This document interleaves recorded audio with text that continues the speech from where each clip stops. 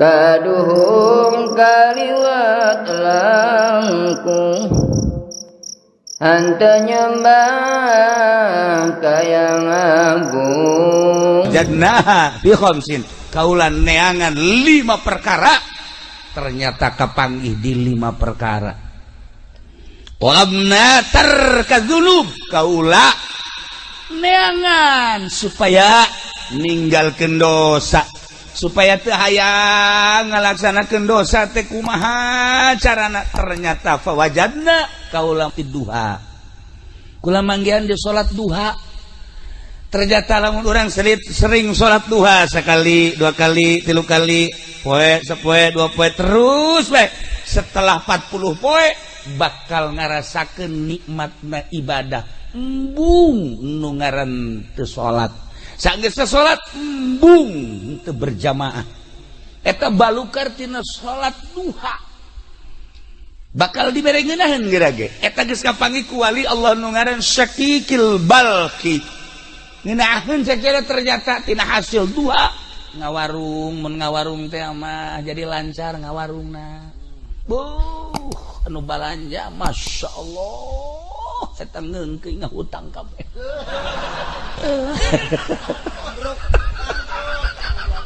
henteu sia atuh inget ka bangkrut bae sih henteu lamun tani masyaallah subur tanina ieu berkat salat duha eta nu kos kararatina mah geus biasa tapi nu istimewana bakal dibere tarkadzunub embung urang ngalaksanakeun dosa bakal hayang ibadah sebab dibere ngeunaheun duha nomor 1 nomor kedua talabna dia al kubur kaula neangan supaya caang kuburan teh berbagai cara neangan fawajadna ternyata aku kula kafangi fi sholatil lail salat tengah peuting tahajud begitu salat tahajud Allah kula loba-loba jang urang raja bangun 2 rakaat bae 4 besi gering 2 bae 2 daripada engke gering dibawa ka mantri kunaon saya mabok tahajud sakitu 2 bae sholli salat tahajud rakaataini lillahi ta'ala Allah syaratna sareh heula sanajan sakrajep lamun hayang salat penting tapi can sare cenah kiai witir 11 rakaat witir geus cenah kiai ibadah mah biasa salat hajat ge geus cenah kiai salat tasbih ngomong doang geus ya keur dongeng doang keur dongeng geus di mana nyaho ngaran teh nyaho rupa salat tasbih nah mun can sare salat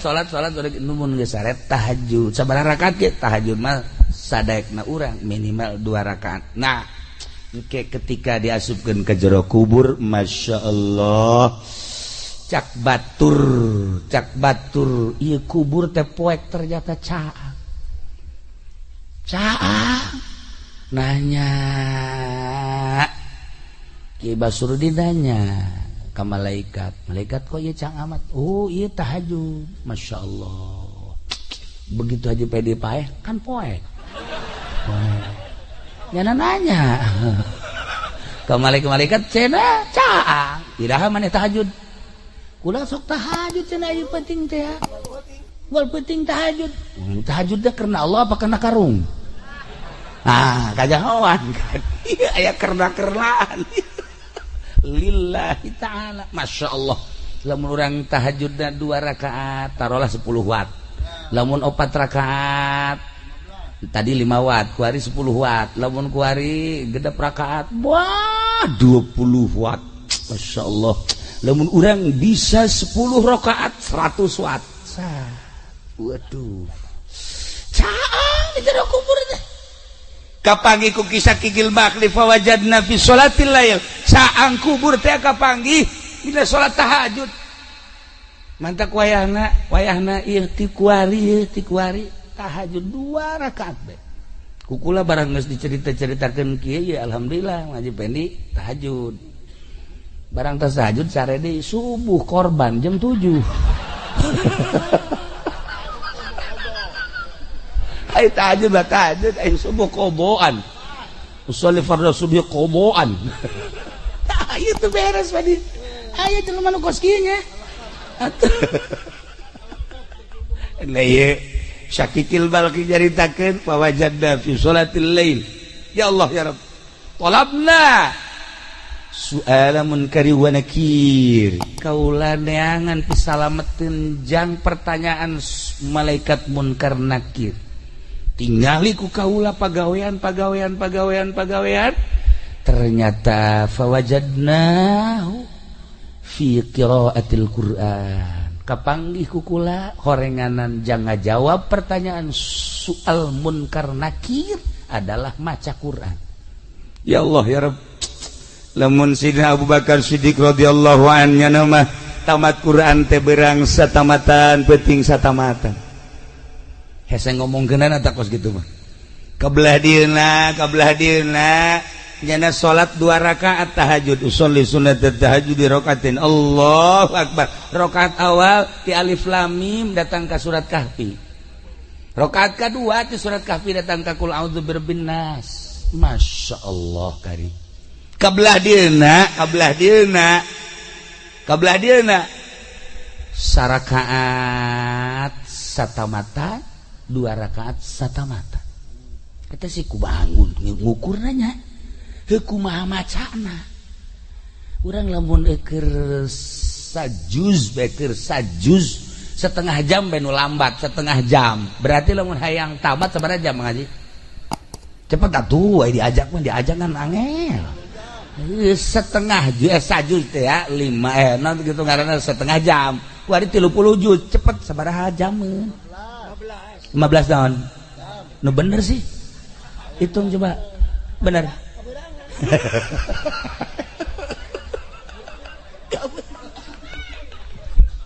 hese kok ieu bisa rakaat saquran 2 rakaat saquran deui alamna nu beda horeganan alam teh karasa ku urang mah alam kieu alam syariat di alam luar syariat mah eueuh ieu eueuh berang eueuh peuting eueuh jam ngancelok ka alam eta seperti kos kitu aya keneh ku ari ge nu seperti kitu teh aya keneh oh kiamat lamun nu kos kitu anu kos kubacana kiai eta anu lamun hayang ka Mekah Mekahna dideketkeun teu ngalengkah salengkah mantak jangan mah gilir ge teh kudu naik mobil atuh jangan mah nu gilir nu ngora dideketkeun ngalengkah ka dinya nah nyaho-nyaho mandi bae geus dinu kolot blon tah jelema nu kos kitu nya tah ieu oreganan maca Quran eta teh kajahoan ku kutubul aulia Syakikil Balki ngajelaskeun nyana geus nempo ka jelema-jelema ahli Quran eta ditanya ku malaikat munkar nakirna babarieun jasa Allah geus teh hese jawab ahli Quran jelema talar Quran setelah talar Quran ustad geus talar Quran kabelah dieuna jadi calo Quran teu dibaca jadi calo tanah Quran teu dibaca 10 tahun nyana nyaloan akhirna Quran poho boleh bejakeun begitu poho nyana bebeja ka kula kiai aduh cenah kula ieu talar Quran aju kula nyalo 10 tahun akhirna sugih henteu Quran poho cekeun ieu kukula rada dicarekan talar deui awas ya lamun sampekeun ka paeh haju ieu Quran can katalar siksa kukula hafizul Quran cilaka ya lamun datang ka paeh henteu kembali deui teu kudu dicaritakeun hadisna waktu langsung bae nyana balik ka mana alar deui Quran oh dimulayan deui terus encan kaburu katalar maot jelema teh maot bae salat kubur di tukangan imah wasiatna menang merenganan satahun tirkah eta tanah teh dek dibagikeun majikan anak nah laporan ka kula ieu daek nu meulina asal kuburanna pindahkeun kumaha ge pindahkeun geus kuburan maka ditu ka wakaf digali masyaallah eta awakna dampal eueuh dagingan engke bitis datang ka tuur aya tuur eueuh dagingan ka dieu encelok-encelokan belah dia dagingan belah beteng aya seetik belah tukang ka dia dagingan tah eta hafizul Quran nu poho disiksa ulah nyaritakeun jelema nu beleger loba jasa nu beleger loba jasa ketika digali kuburanna beleger padahal jelema bodoh ikhlas waktu ibadahna ngus lain saetik ka makos kitu mah loba aya jelema kiai beledegan kiai wah hebat jasa begitu maot bau mayit nage lamun urang Abu Yadahlan ketika maot guru abah guru urang sararea nuanieun kan mandiat nungguan abah begitu abah datang karak di pandian nu bantak teu wani kunaon seungitna luar biasa Masya Allah sengit aya kiai tilu kiai nu ngundang kula encan di pandian bau encan di pandian geus bau kula nanya ieu pagaweana salianti nyai naon sih orenganan ngeridit-ngeriditkeun atuh pan ieu mah nya ngeriditkeun nya ngeridit atuh geus ka apa ieu mah geus pokokna bisa kuku babe itu mah jero tanggung jawab guys pokoknya seperti eta ya Allah ya Rabb lamun guru kula di Garut geus saya caritakeunana seungit jadi kubur memeh nage kula nyana hayang di pandian memeh maot hayang di wuduan ku kula di isangan di pandian di wuduan terus dibaringkeun bebeja ka kula lamun aya nu salam ulah dijawabnya bener anu assalamualaikum kadenge kula di luhur kasur nyana nu ngajawabkeun salah bisa nyaho kitu untuk lila maot lah ngeunaheun ningali seungit sababaraha kiai seungit tapi asa babaraha kiai bau tah nu ngahalal-halalkeun bangsa duit bank riba terserah endek mangga bae endek heheg bae cuman seperti eta tah urang garan bakal maot bakal paeh siai bae geus kos kitu komo si ieu geus teu jaretakeun dia kuarina geus ka ambe can maot geus ka ambe atuh kumaha mantak kukula diajak ka mamana ge pamajikanna tilok nanyakeun tilok naon tilok sugan telepon pamajikanna kiai aya salaki nya tilok anyana tilok deui geus dianggap paeh ti heula orangna lain paeh jelemana paeh etana lah pokona mah geus dicak pamajikanna geus mangpaatna ja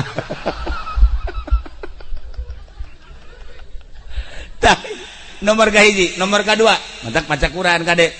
ibu si kade aduh cenah geus kaburu teu bisa ja baheula mah teu belajar naon bisa kuari bisana cenah kulhu Quran keneh geus baca kulhu saloba-lobana ulah kurang ti 200.000 jadi atakah eta kulhu jelema anu maca kulhu sampikeun ka 200.000 haram awakna ka neraka deuk kumaha coba cak Kangjeng Nabi eta maca ti kuari kulhu Qul huwallahu ahad Allahus samad lam yalid wa lam yulad wa lam yakul lahu kufuwan ahad den make batu hiji Qul huwallahu 200.000 200 batu bisa pakai ngabangun imah eta tah hiji nomor kahiji guys nomor kedua nomor katilu hiji tadi ka naon kitu ngaranna nomor kahiji neangan naon tadi nomor kahiji salat duha neangan tarka dzunub nomor kedua dia al kubur nomor katilu soal munkar nakir maca Quran nomor kaopat talabna ubur sirat kaulan neangan supaya lancar di jembatan siratal mustaqim neangan pagawean kaditu ternyata fawajadna fisaum was sadaqah kapanggih di puasa jeung sedekah ya Allah ya Rabbi jelema anu sok puasa di luar Ramadan Senin Kemis komo terus-terusan puasa tapi lillahi ta'ala ulah hayang nanaon aya nu sok puasa doa 40 poe puasa mana golok pantas puasa saya juga golok tah itu lain puasa do kos kitu puasa karena Allah aya santri 7 poe 7 peuting puasa bae bukan lagi cabai rawit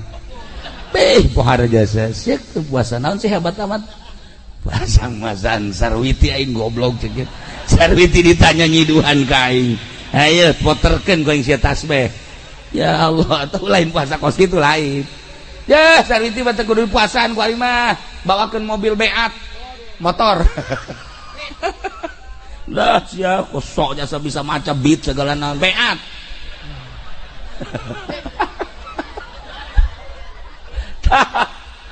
Masya Allah. Tapi kadang-kadang aya sih awewe teh dibawakeun mobil ge embung bae. Tapi begitu diputarkan Idqala Yusuf, Masya Allah. Mana Kang Pendi? Emang enak. Ya aduh, abdi rindu jajan teh. Mana Kang Pendi mana? Jajan. Jangan keluar pede teh gorenganan make bata jeger bae. Sia ngaganggu aing bae. Ya Allah ya Rabbi. Nah, ieu ngajembat di jembatan Shiratal Mustaqim. Kabeh urang bakal ngajembat. Justru ngajembat teh orang ayeuna. Urang kuari keur aya dina jembatan Shiratal Mustaqim.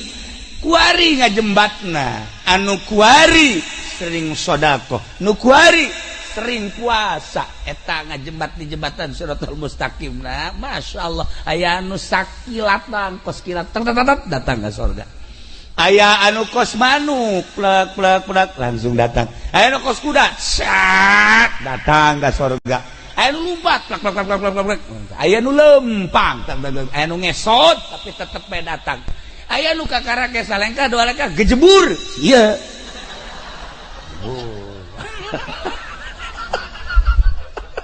Jalan ke kejebur, bagus tadi awal. Aduh, keadaan ada kumaha tuh.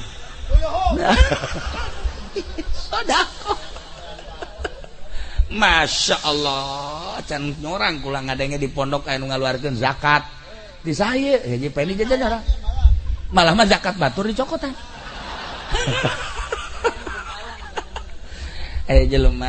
jelema ngahadiahkeun kipas di masjid. Masya Allah, mawat tiis di jero kuburna kan ditanya.